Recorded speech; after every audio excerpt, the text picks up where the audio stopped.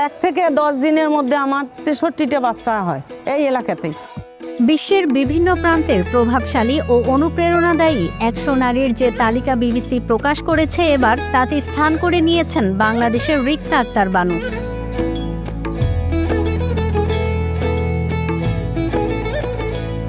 BBC তার পরিচয়ে বলেছে, বাংলাদেশের উত্তর অঞ্চলের একটি প্রত্যন্ত এলাকায় বাস করেন রিক্তা বানু। সেখানে তিনি রিক্তা আক্তার বানু বুদ্ধি প্রতিবন্ধী বিদ্যালয় নামে অটিস্টিক বা বুদ্ধি প্রতিবন্ধী শিশুদের জন্য একটি স্কুল গড়ে তুলেছেন।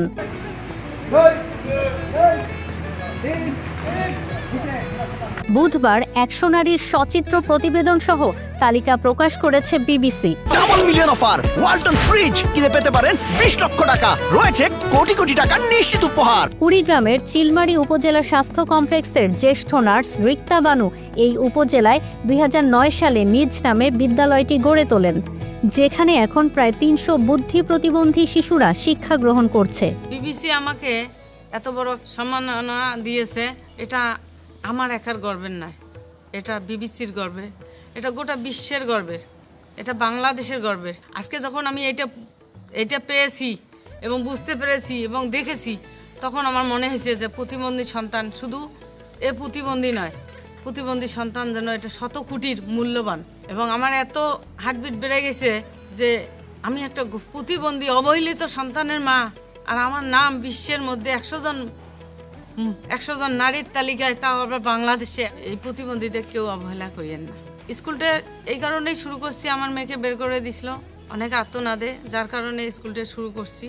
এখন স্কুলটা এমপিওভুক্ত হয়েছে, সেখানে 294 জন বাচ্চা অধ্যয়নরত। বিবিসির বর্ণনা অনুযায়ী রিক্তা বানুর ওই এলাকায় অটিজমকে অভিশাপ হিসেবে দেখা হয়। মূলত সামাজিক এই কুসংস্কারের বিরুদ্ধে হার না মানা লড়াইয়ের স্বীকৃতি হিসেবে অনুপ্রেরণাদায়ী নারীর তালিকায় তার নাম রাখা হয়েছে। জলবায়ু কর্মী, সংস্কৃতি ও শিক্ষা, বিনোদন ও ক্রীড়া, রাজনীতি ও অ্যাডভোকেসি এবং বিজ্ঞান, স্বাস্থ্য ও প্রযুক্তি, এই 5টি বিভাগে 100 জন নারীকে বাছাই করেছে বিবিসি। কুড়িগ্রামের রিক্তা আক্তার বানু স্থান পেয়েছেন বিজ্ঞান, স্বাস্থ্য ও প্রযুক্তি বিভাগে।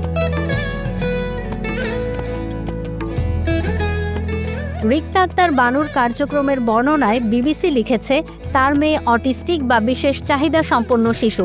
মেয়েটি সেরিব্রাল পালসিতে আক্রান্ত। তার এই মেয়েকে স্থানীয় প্রাথমিক বিদ্যালয়ে ভর্তি করাতে গিয়েছিলেন, কিন্তু বিদ্যালয় কর্তৃপক্ষ মেয়েটিকে ভর্তি করাতে অস্বীকৃতি জানায়। কন্যাকে স্থানীয় প্রাথমিক বিদ্যালয়ে ভর্তি করাতে পারেননি বলে তিনি নিজের জমি বিক্রি করে একটি স্কুল প্রতিষ্ঠা করেন।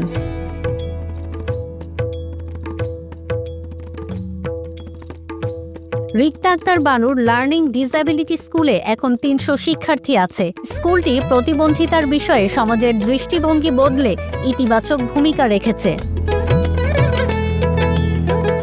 স্কুলটি প্রাথমিকভাবে অটিস্টিক বা শেখার প্রতিবন্ধকতা থাকা শিশুদের জন্য নির্মিত হলেও এখন এটি বিভিন্ন ধরনের বুদ্ধিমত্তা ও শারীরিক প্রতিবন্ধিতা থাকা শিশুদের জন্য সেবা প্রদান করে।